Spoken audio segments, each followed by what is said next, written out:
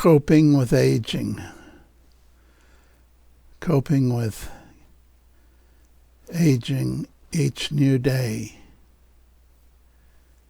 And realizing it's affecting me. And how difficult it is to walk.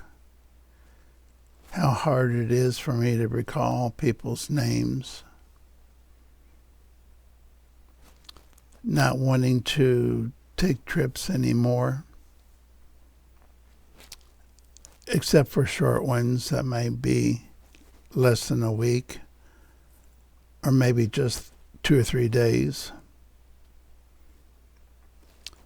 Used to go to Florida, used to go to California at a minute's notice when I was young. And with no other purpose except to fly from Louisville, Kentucky to Florida to be on the beach to meet girls and take them out to eat and talk with them.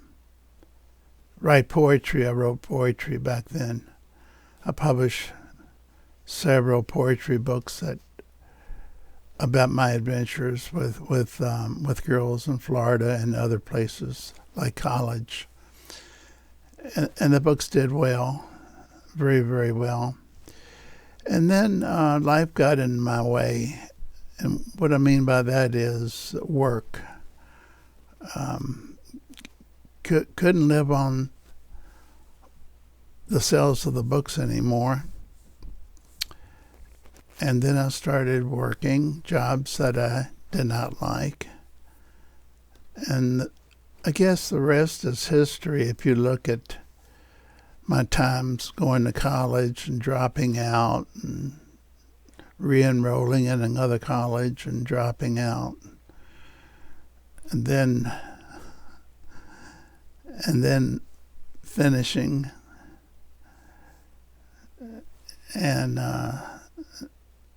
finishing 3 colleges, 2 graduate schools, and then no one hiring me.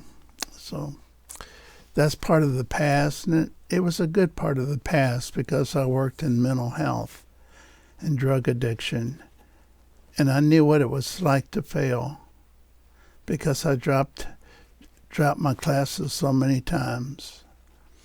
I didn't think I'd ever get through college. And then same thing happened when I entered the graduate schools. The last graduate school I was allowed 1C and I'd be kicked out. That was the one I needed. It was clinical psychology. I made a C the first semester. And I was on pins and needles ever since. That was probably a pretty happy time. I think I had friends then. I think I had a lot of friends because when you're with people that you eat with after class and laugh and cut up, and you meet with them a couple times a week after class, or if you're in a friendly work environment, that keeps you up, your mood up. I had a friend that said, "Don't tell me anything unless it'll make me laugh." He said that in 1967. Don't say anything unless it'll make me laugh.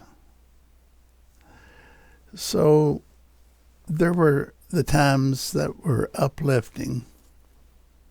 Been retired now for a couple years from mental health. I had worked at several facilities and then later ended up making a mental health facility in Carrollton, Kentucky, and also here in Madison, Indiana.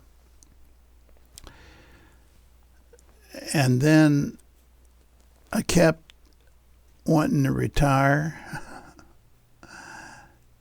and I just couldn't let myself because the phone would keep ringing with people I had seen before. Okay, that did happen.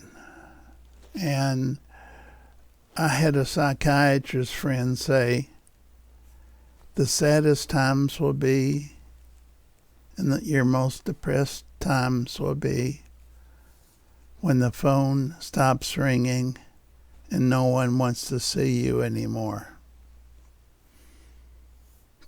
Well, I didn't put much thought into that.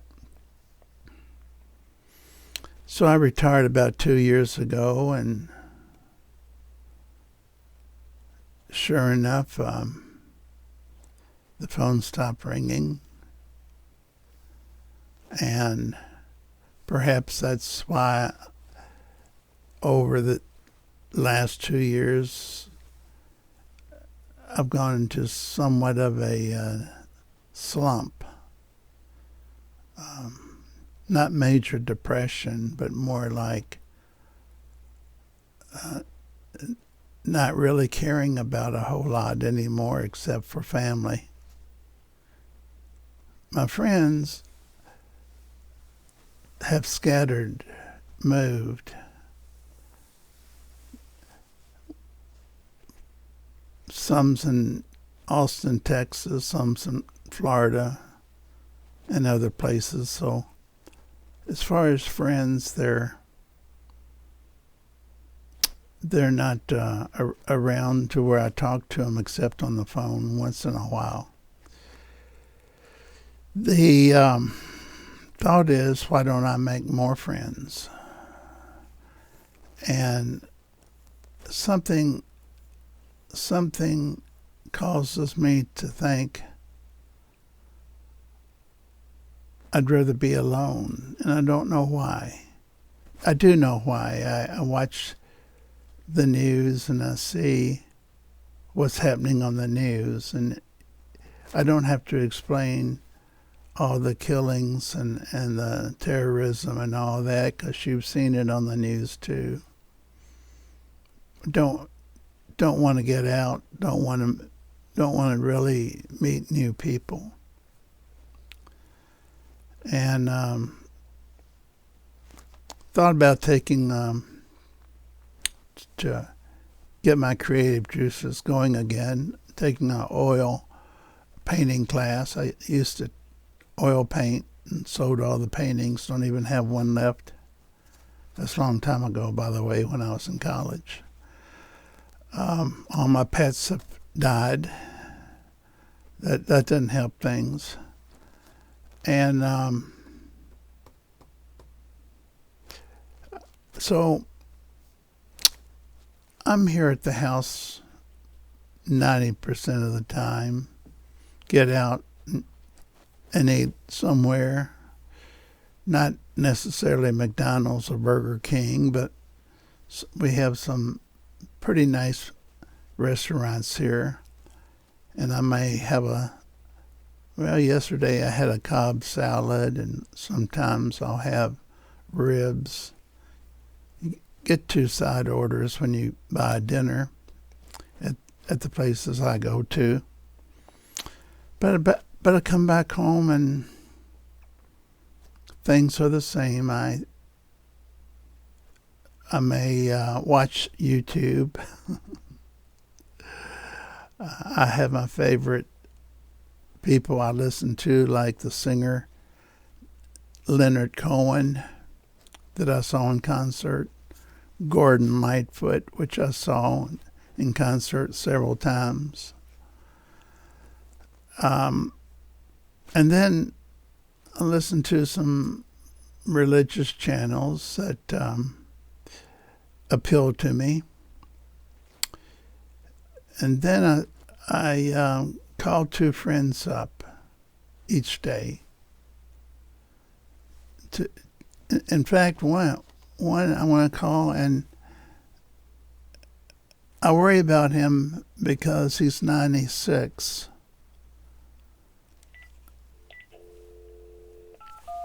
And this is what I get.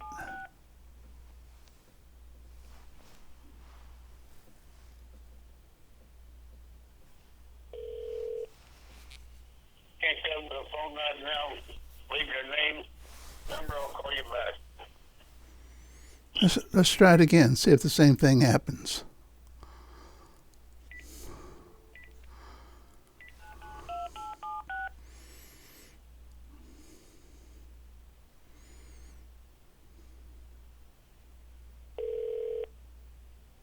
Can't tell me the phone right now.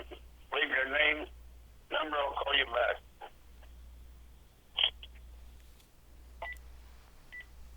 And it goes on and on. I don't know if his phone's not working. If they've cut it off because he's got it on auto pay, but they mess that up every time, and he's got to call and re-enroll in auto pay. So he's one of my friends that I won't talk to tonight. I've already talked to my other friend. So this has been a real bummer of a video, I know, but I appreciate you spending 12 minutes listening to what it's like to have sad days. Everything has a lifespan, a limited lifespan. So I think this is about over. I think that I'll be pulling out of it within the next 30 days. I've got a lot of stuff to do. I got to clean up a garage, clean up this basement. You can see it needs to be cleaned up. Got a company coming in that I rarely see, and have to make plans that makes it a friendly environment for friends I've not seen for many, many, many years. You take care. Thanks for dropping by, and God bless you.